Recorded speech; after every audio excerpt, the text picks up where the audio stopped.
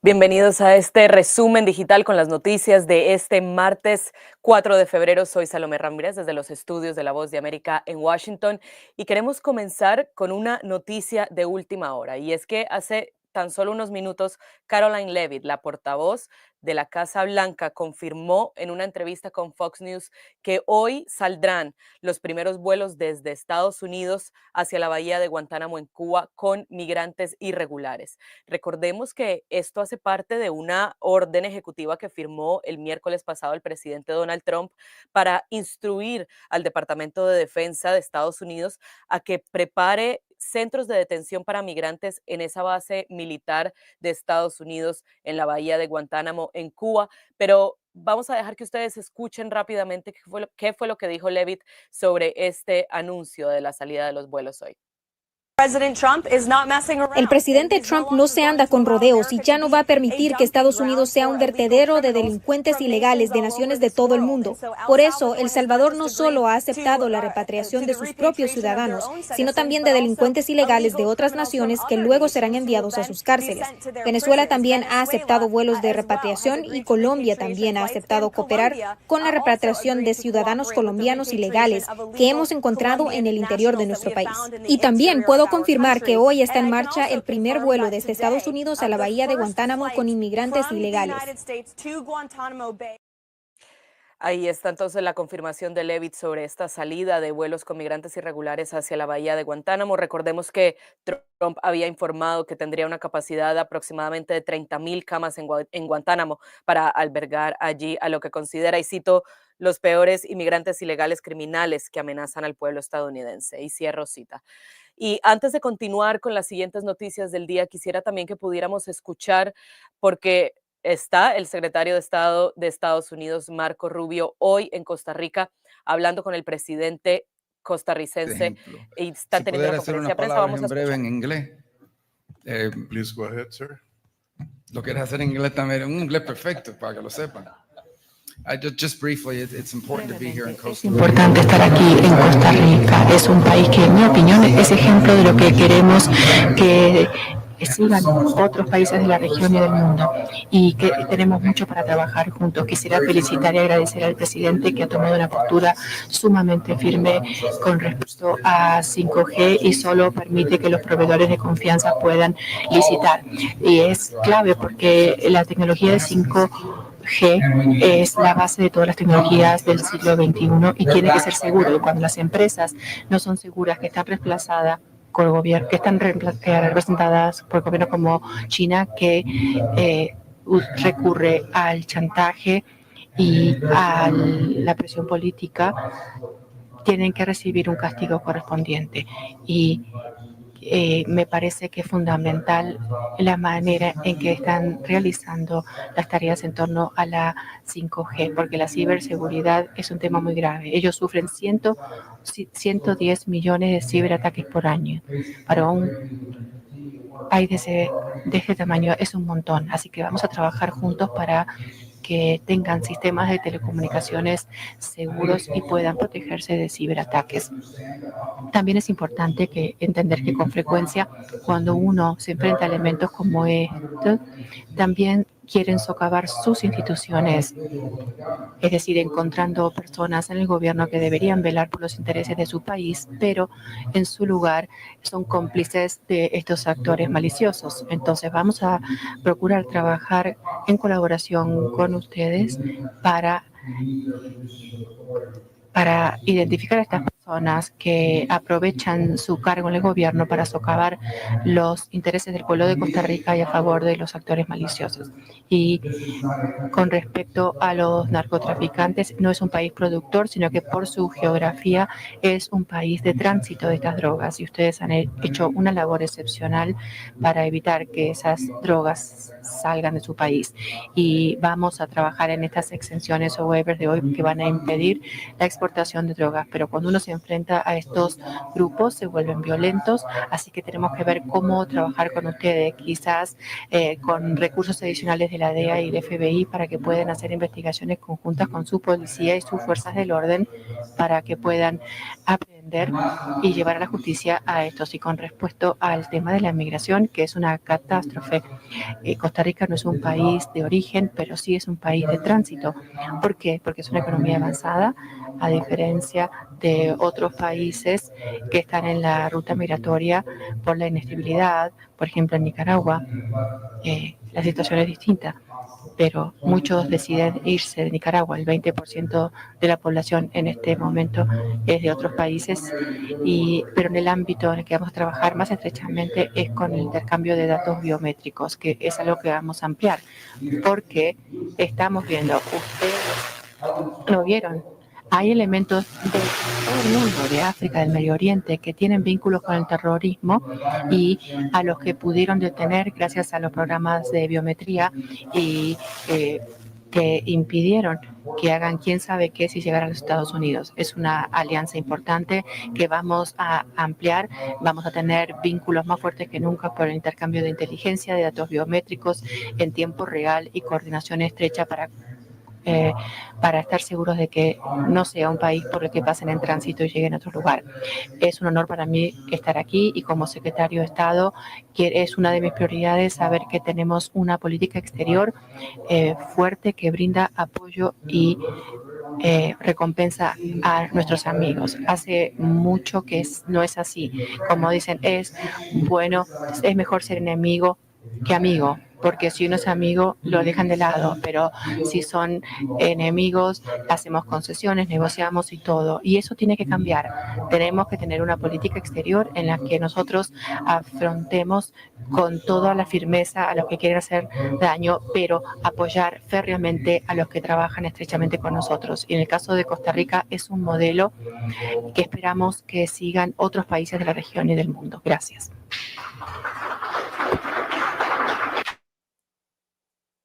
Escuchábamos entonces lo que decía el secretario del Departamento de Estado de Estados Unidos, Marco Rubio, durante esa visita a Costa Rica. Está ahí acompañado del presidente Chávez y decía entonces cosas muy importantes en partes de la colaboración entre Estados Unidos y Costa Rica.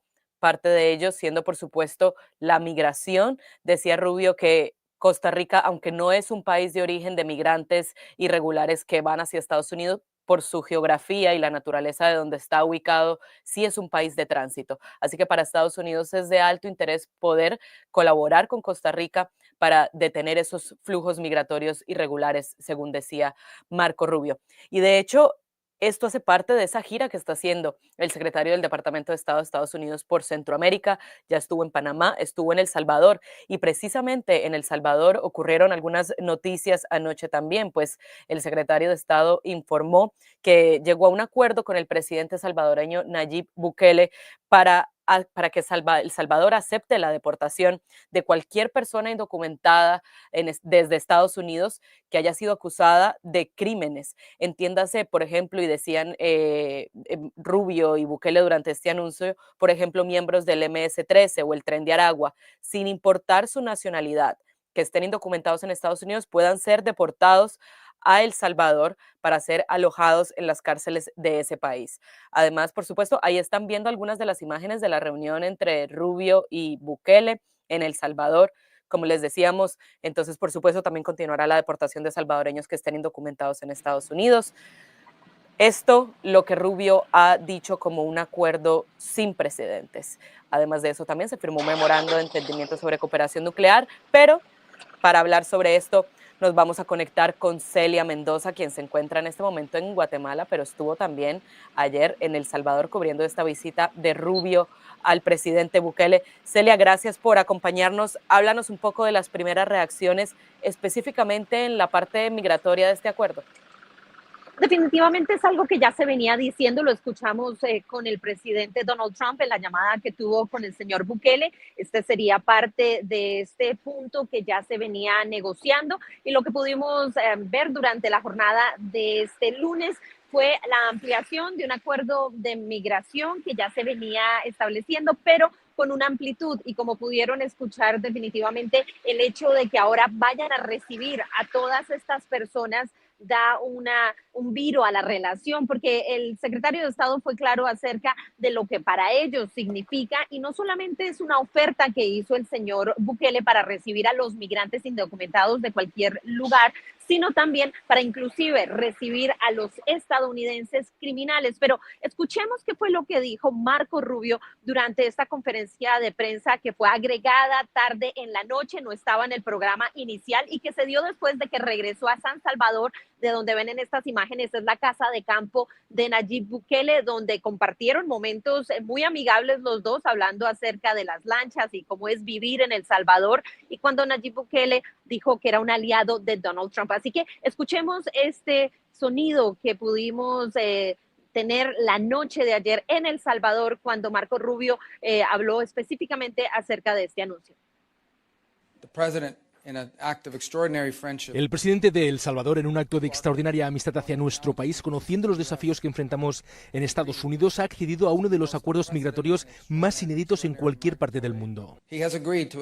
Ha acordado aceptar los deportados ilegales de Estados Unidos de cualquier país extranjero que sea un criminal de cualquier nacionalidad, ya sea la MS-13 o el Tren de Aragua, y alojarlo en sus cárceles. Y también se ha ofrecido hacer lo mismo con criminales peligrosos actualmente bajo custodia y cumpliendo sus sentencias en Estados Unidos, aunque sean ciudadanos estadounidenses o residentes legales.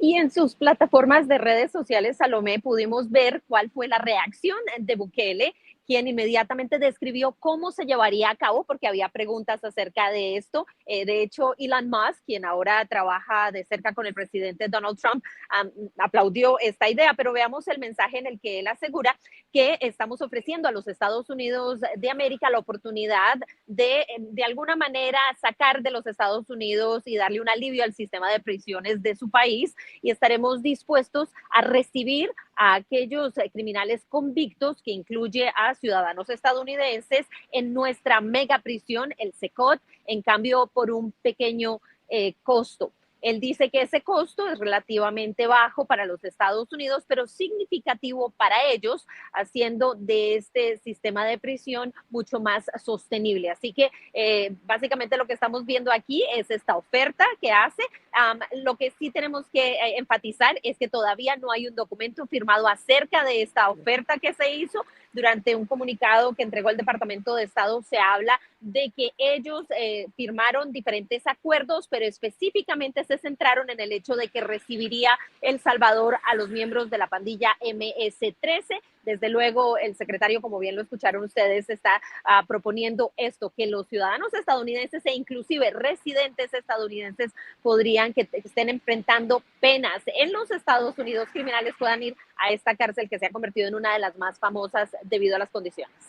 Que era parte precisamente de la razón por la que Rubio mencionaba a Celia, ¿no? Que esto era como un acuerdo sin precedentes y que era la primera vez que un país se ofrecía a recibir prisioneros que incluso pueden ser estadounidenses o residentes legales permanentes, ¿no?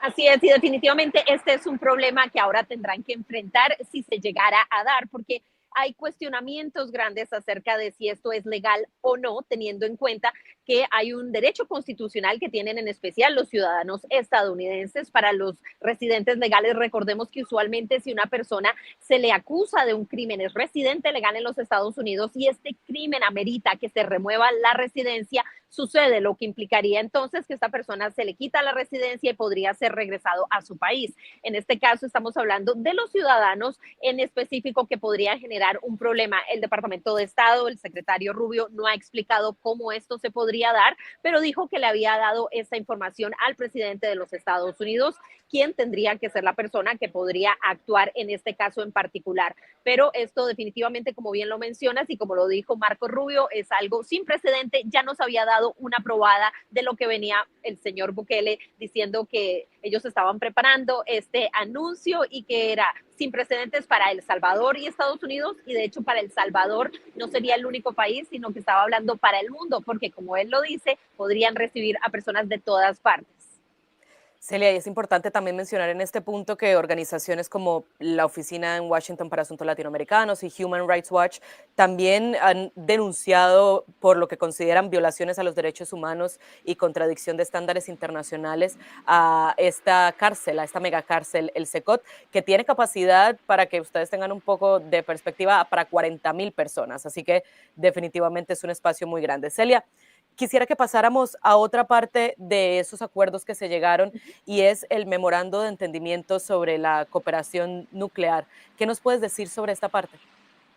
Eso es algo que no se esperaba, pero se firmó la noche de ayer en San Salvador. La canciller del país, junto a Marco Rubio, hicieron este evento público donde dio estas declaraciones. Y lo que significa, de acuerdo al comunicado del Departamento de Estado, es que Estados Unidos colaborará en el desarrollo económico, así como en la infraestructura y el trabajo que, según ellos dicen, va a ser seguro y en un trabajo para la no proliferación. En términos generales, hablan de que esto será una oportunidad de inversión económica que le permitirá a El Salvador poder avanzar en esta tarea que están buscando. Y es que no podemos dejar a un lado el hecho de que hace ya unos meses el gobierno de Nayib Bukele presentó una propuesta al Congreso de ese país en la cual estaban proponiendo la energía nuclear como una opción y que querían tener el primer reactor para el año 2030. Ahora, tenemos que enfatizar que esto, lo que se está buscando, de acuerdo a este acuerdo, es el uso pacífico de la energía nuclear para el desarrollo económico de esa nación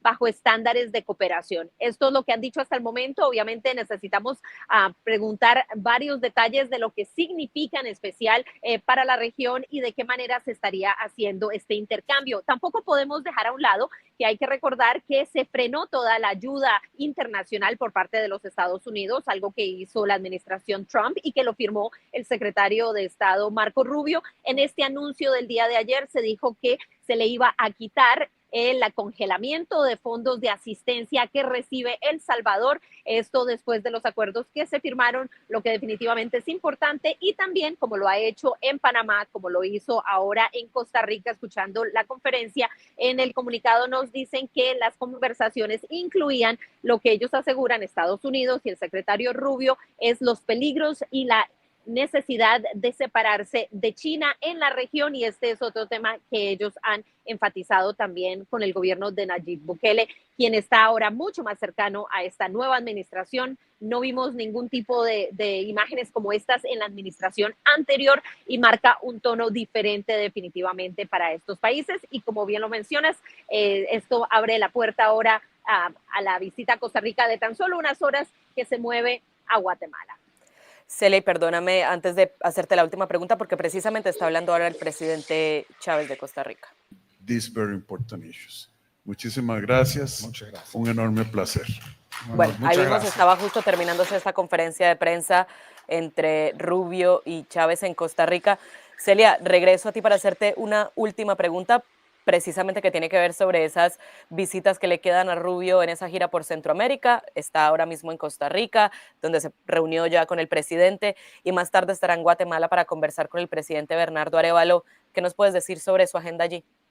Así es, alrededor de unas 3 horas se espera que esté aterrizando en el aeropuerto de las Fuerzas Armadas aquí en la ciudad de Guatemala, y tendrá un evento, una cena protocolaria esta noche para el día de mañana tener una agenda que va a estar llena de eventos, especialmente en la mañana una reunión bilateral con Bernardo Arévalo, donde se espera que, según el mismo presidente de este país, toquen el tema de la migración y los acuerdos, aunque él ha descartado que hayan ya hablado acerca de un tercer país seguro, que es el gran cuestionamiento, si habrá o no un acuerdo en ese tema, similar al que se ve en Panamá.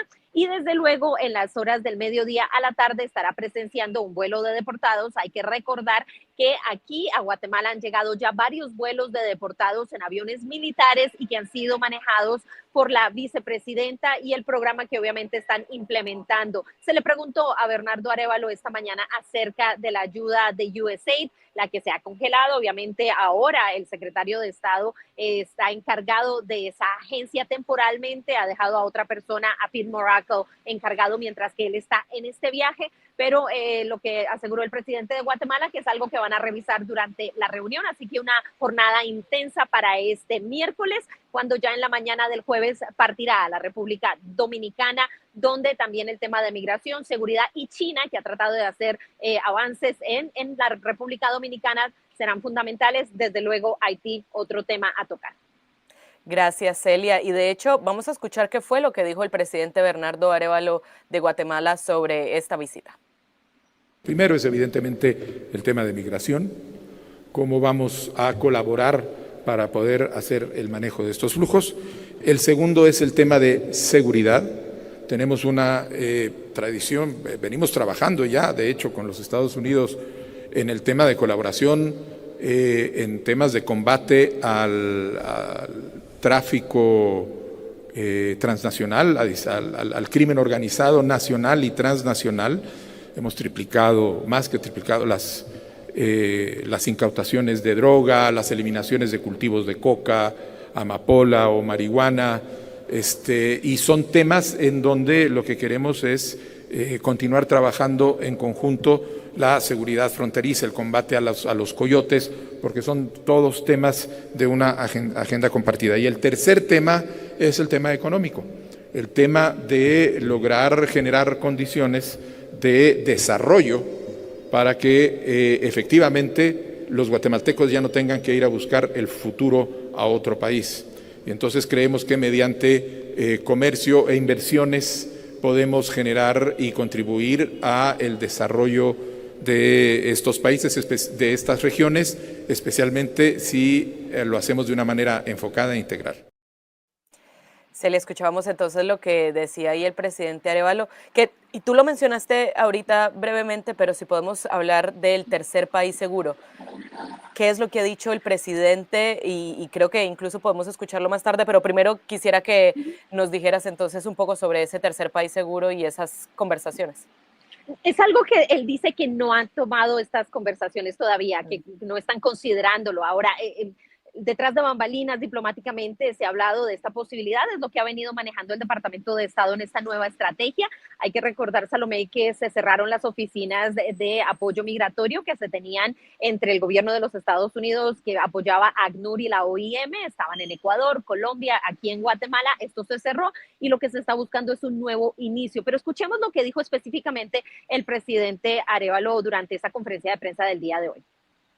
El tema de tercer país seguro no ha sido mencionado en ningún momento. Lo que se sabe es que va a haber una discusión alrededor del manejo de flujos migratorios y tenemos que llegar para entender exactamente de qué se trata. Y es en el marco nuevamente de una discusión y de una negociación a partir de intereses y objetivos compartidos. Ahí escuchábamos entonces lo que decía el presidente Arévalo sobre este tercer país seguro. Gracias, Celia Mendoza de La Voz de América desde Guatemala. Ella está cubriendo allí todo lo que está pasando con el viaje del secretario de Estado Rubio. Gracias, Celia. Seguiremos contando con tu información en los próximos días. Gracias a ti.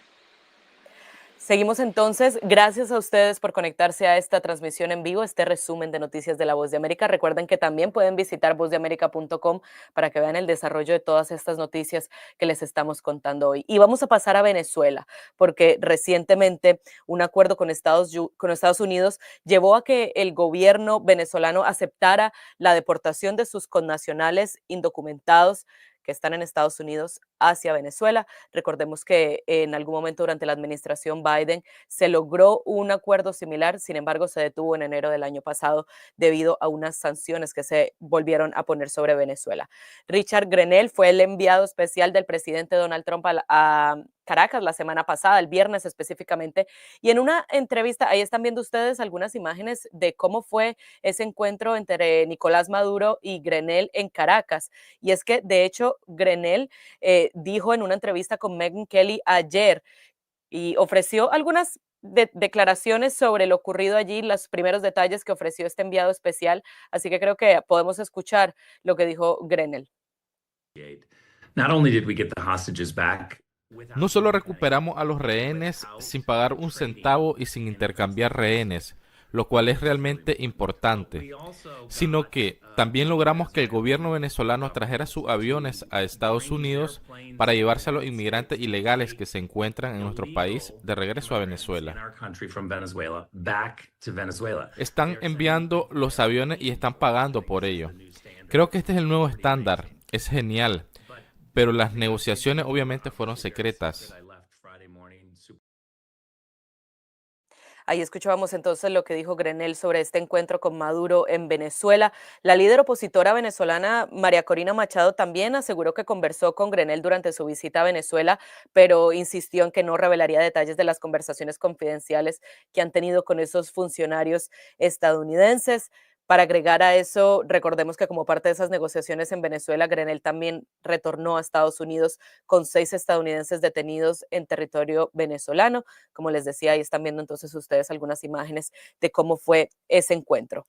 Pero por otro lado, es muy importante decir que el Departamento de Seguridad Nacional de Estados Unidos se dispone mañana, 5 de febrero, a publicar en el Registro Federal una orden firmada por la actual secretaria del Departamento de Seguridad Nacional, Kristi Noem, que se dispone a poner fin al estatus de protección temporal, conocido como TPS, para cientos de miles de venezolanos. Esa orden se hizo lo que se conoce como una prepublicación en el Registro Federal. Sin embargo, será mañana cuando ya esté publicado ahí que entrará en vigor. Noem canceló la redesignación hecha en 2023 por la administración de Biden y esto es lo que dice el documento, se los voy a leer. En general, ciertas condiciones para la designación de Venezuela al TPS 2023 continúan.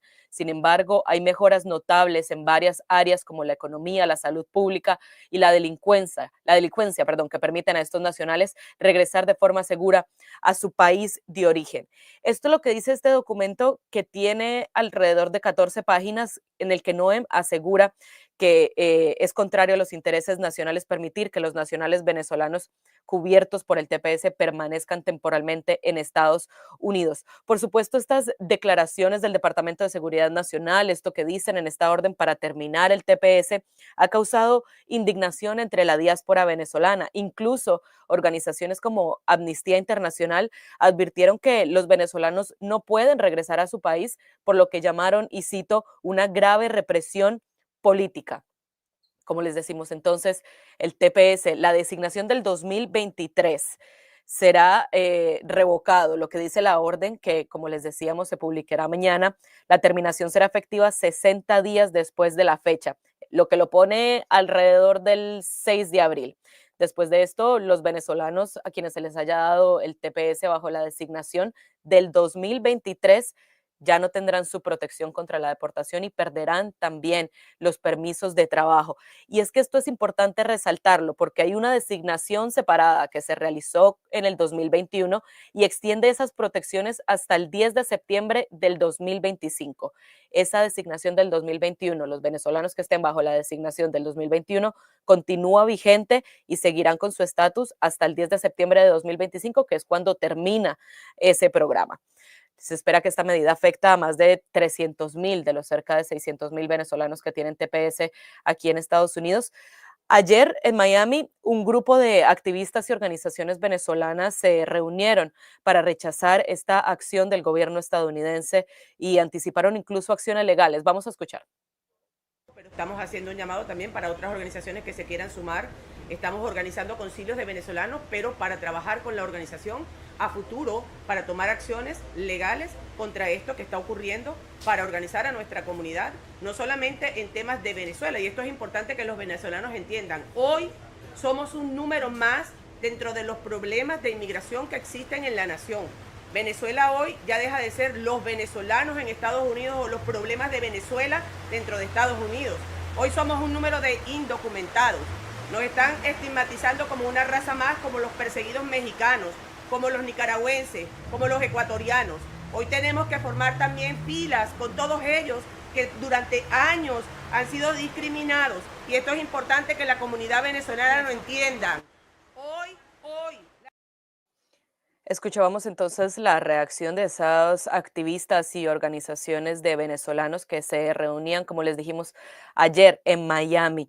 Y para que tengan un poco de contexto, el TPS es un estatus migratorio que es temporal en Estados Unidos, pero que le permite a esas personas quedarse en el país y trabajar por al menos 18 meses. En la actualidad, el programa cubre a más de 1 millón de personas de 17 nacionalidades diferentes. Así que esa es parte de las reacciones a esa cancelación que anunció ayer el Departamento de Seguridad Nacional de Estados Unidos al TPS para cientos de miles de venezolanos. Les recordamos que pueden encontrar más detalles sobre esta noticia y sobre el desarrollo de lo que ocurre con esos posibles casos legales en vozdeamerica.com. Vamos a hablar entonces de otras noticias que han ocurrido durante las últimas horas. Primero, hoy entraron en vigor los nuevos aranceles que impuso Estados Unidos del 10% a los productos chinos. Ahí pueden ver nuestra historia en vozdeamerica.com, como les decía, donde están todos los detalles. China dijo además que impondría aranceles del 15% sobre el carbón y el gas natural licuado estadounidense, así como aranceles del 10% sobre el petróleo crudo. El gobierno estadounidense ha identificado a China como un fuerte precursor de químicos utilizados por carteles para drogas como el fentanilo, por ejemplo, que ha sido parte de las razones también que el presidente Donald Trump dijo que iba a imponer sanciones o aranceles, debo decir, sobre México y Canadá, unos aranceles que se pausaron ayer antes de que entraron en vigor, por unas conversaciones que tuvo Trump con la presidenta mexicana Claudia Sheinbaum y el primer ministro canadiense Justin Trudeau. Sheinbaum, por su parte, dijo que enviaría 10,000 tropas de la Guardia Nacional para tratar de frenar el flujo de fentanilo a los Estados Unidos. De igual manera se llegó a un tratado similar con Trudeau en Canadá. De hecho, Sheinbaum dijo en su conferencia de prensa mañanera hoy que ya comenzaron a enviar militares del ejército mexicano y de la Guardia Nacional a la frontera norte de ese país. Y finalmente, en otras noticias importantes de hoy, el presidente de Estados Unidos, Donald Trump, recibirá al primer ministro israelí Benjamin Netanyahu en la Casa Blanca con el cese el fuego de Israel con Hamás en la Franja de Gaza como tema principal de la agenda. Como les decíamos, estas conversaciones se celebran en un momento clave del cese al fuego entre Israel y Hamás, que tiene menos de 4 semanas, para acordar los términos de la segunda fase de este cese al fuego. Se reunirán entonces hoy en la Casa Blanca Netanyahu y Trump para conversar sobre este alto al fuego en Gaza, que incluiría también la liberación de los rehenes restantes retenidos en Gaza, un cese permanente de los combates y la retirada de Israel del territorio de Gaza. Esto es entonces las noticias que estamos cubriendo hoy en Voz de América, en vozdeamerica.com. Recuerden también suscribirse a nuestro canal de YouTube, seguirnos en las redes sociales, porque ahí también pueden ver todas las noticias de última hora que estamos cubriendo en La Voz de América. Nuestros periodistas ahí en vozdeamerica.com están trayéndoles a ustedes toda la información actualizada y el desarrollo de estas noticias. Recordando que empezamos este resumen de noticias con una noticia que está ocurriendo y es la salida de los primeros vuelos con migrantes irregulares desde Estados Unidos hacia la bahía de Guantánamo en Cuba. Así que en vozdeamerica.com podrán encontrar todos los detalles sobre eso. Gracias por conectarse y nos vemos en una próxima ocasión. Salomé Ramírez desde Washington.